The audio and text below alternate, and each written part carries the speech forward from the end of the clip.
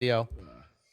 This is this is so cool. So, Canelo Alvarez, the best boxer right now that is not named Jake Paul. No.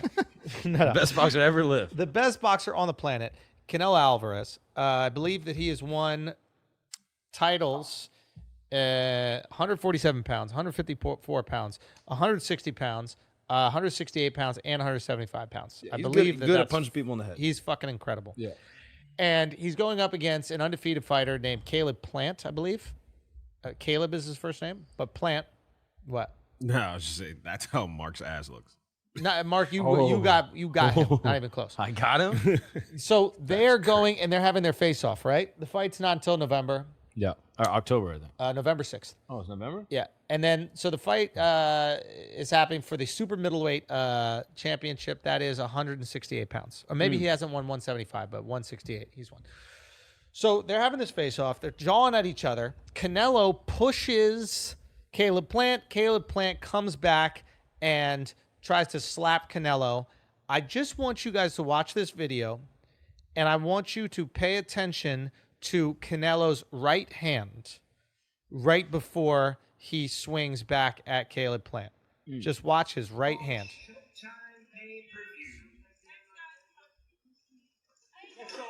Watch his right hand. Watch his right hand. Did you see what he did? He threw something out. He's holding his glasses in his right hand, right? And when Caleb Plant throws a slap at him, he dodges the slap, at the same time throws away his fucking glasses, and then catches Plant with a left uppercut and then right hand over the top. Oh, that's fire. Hold on, play that back full speed. It is unbelievable. Watch this. He comes back. Watch this. Boom, boom, boom. Oh, that's Now, fire. Al, before you're covering Mark, No, I'm out. barely, but let's just get that screen down. So, okay, so a couple things happen one right here. Caleb Plant is doing the right thing to like really hype this fight, and I've never seen Canelo have this type of animosity. So I'm actually interested. I'm going to buy the fight. They did one thing. I'm going to buy the fight.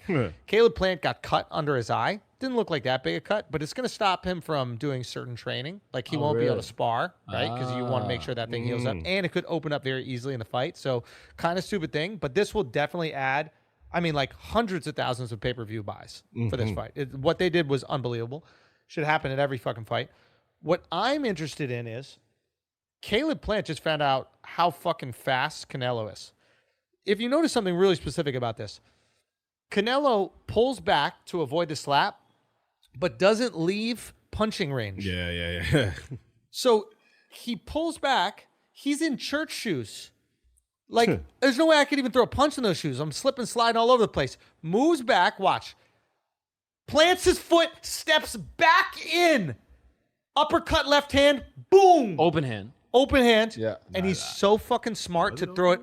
Yeah, he throws it open hand, hits him with his, and then goes over the top.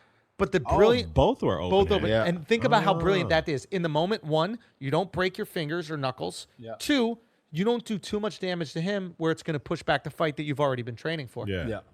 It's not worth the risk. Right? I mean, to have that wherewithal, like this is the type of reflexes that you've been having to do this since you were 6 years old. Yeah. There's a documentary, you guys can watch it if you want or not. I'm not too sold on it right now, but it's called Schumacher, and it's about Michael Schumacher, the F1 champion, 7-time F1 world champion. Arguably the greatest F1 driver ever. Like some people say Ayrton Senna was, but it doesn't fucking matter. But it's a really interesting story about this guy, Schumacher. Schumacher was driving these go-karts, which is usually how people get started driving, since he was a kid, because his dad owned a karting place, right, in Germany. And they would work on the carts and try the carts. And they were basically getting scrap material to put these things together. He always had the worst tires, the worst things. And he said he loved beating the competition with worse shit because it means he had to outdrive them. And what happened is he learned how to have such a connection with a car, right, from a super young age, that he was able to excel in his own ability, right? He had less, so he had to do more. He had to get, so he could achieve more.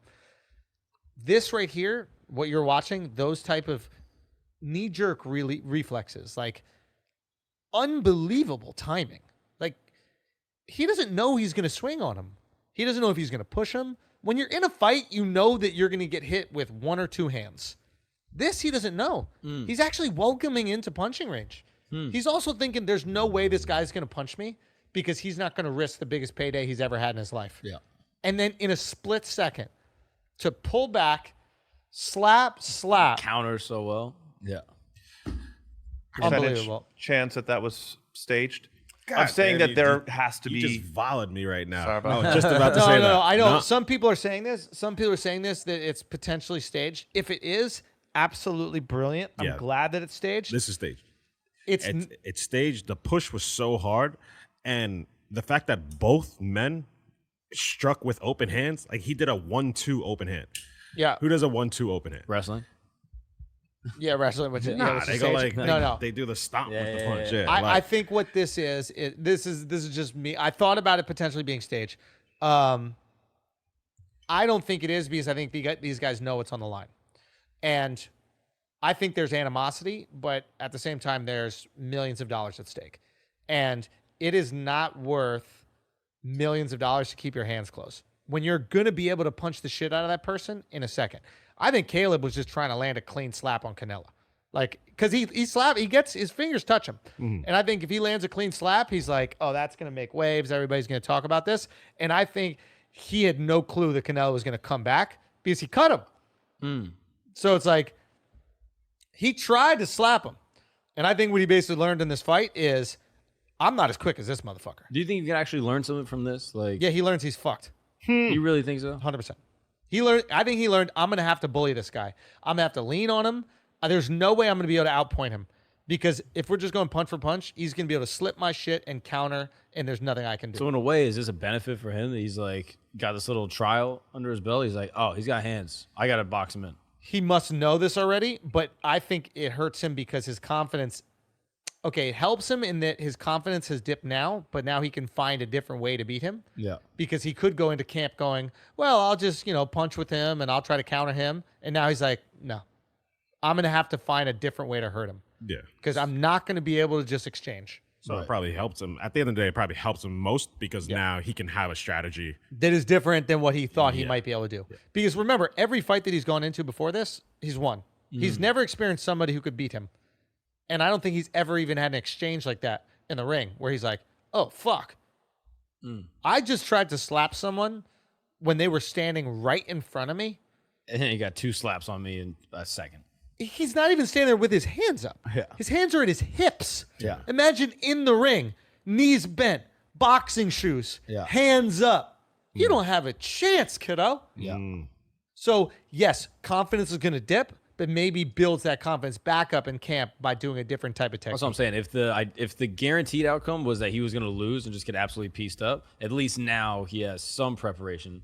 And then when it happens in the ring, he's not surprised. Yeah, he's like, okay, I expected this. I remember getting slapped 2 months ago. Yep, 100%. So I'm almost like, for Kind him, of good. I mean, Yeah. if you're going to get a trial, this is the best time to do it. Kind of good. Yeah. But yeah, I think it's staged because don't they have usually there's some law or rule like, oh, if you put your hands on this person, it's like a crime or some shit like that. Like boxers, their actual hands, Their hands are or weapons. some shit like that. Yeah, but I think It that like must have had to been agreed on. yeah, but I think that's one of those things where it's like that you have to charge that person with the assault, and he's not going to press charges because he wants to fight the guy, Oh, okay. and the other guy's not going to press charges against himself or Gotcha. you know what I mean. Yeah.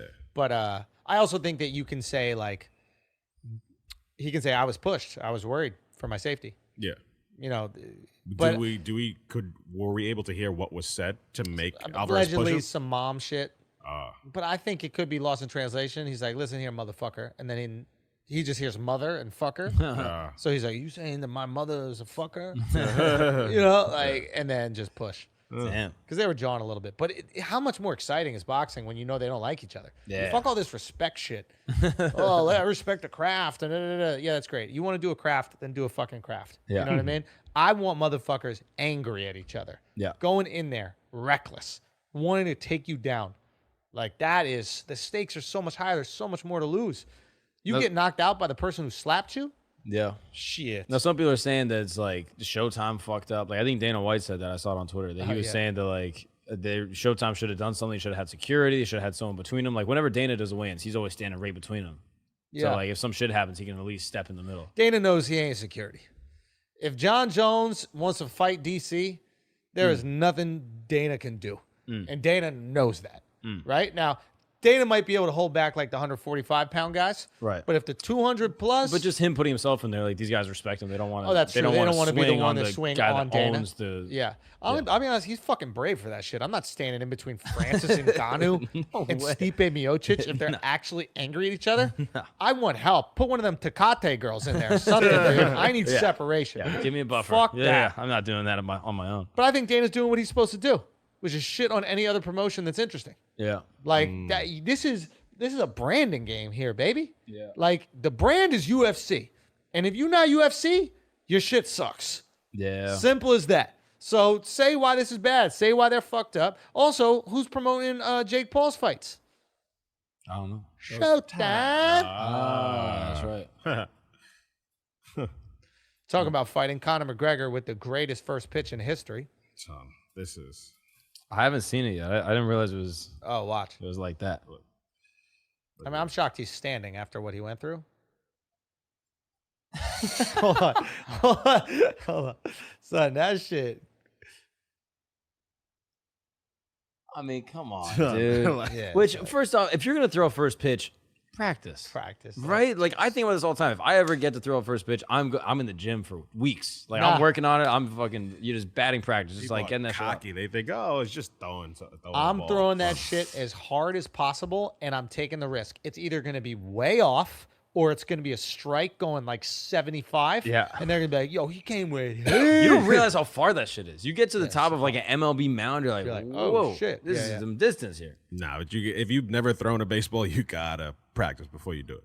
He's not even from America. Like he's never even played baseball like with his buddies. Yeah. Like I would never in a million years be like, oh yeah, I could throw a cricket. I could throw a cricket ball, whatever that shit is. No way. I could throw a cricket. Yeah, I don't know what the ball's called. I guess assuming it's called a cricket. I would never throw a cricket full speed and be like, yeah, I could throw this cricket, then hit the wickets. The cricket? Yeah, hit the wickets with the cricket. I don't know how to do that. Mark struggling? I've never played cricket. Is the fucking word nerd struggling, dude? No, I mix wicket with cricket, which if you knew anything about cricket, you know it's called a wicket. How many points is a wicket? 10. 6, you fucking retard. Well, it depends if you hit both. Then it's more than 6. No, it's not. Yeah, it is. It's always 6. Always, even if you hit both? Yes. And what if you don't hit it? 6 as well. And what if you knock it down on accident with your butt? 6. And what if the game's canceled? 6. Rain delay 6-0. That's why these games go forever. Nobody wins. Everyone's just getting points. People die. Is that true? Yeah.